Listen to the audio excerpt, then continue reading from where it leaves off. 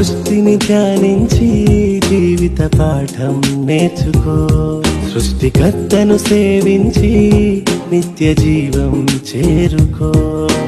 ప్రకృతి నేర్పే పాఠాలు పవిత్ర దేవుని శాసనాలు.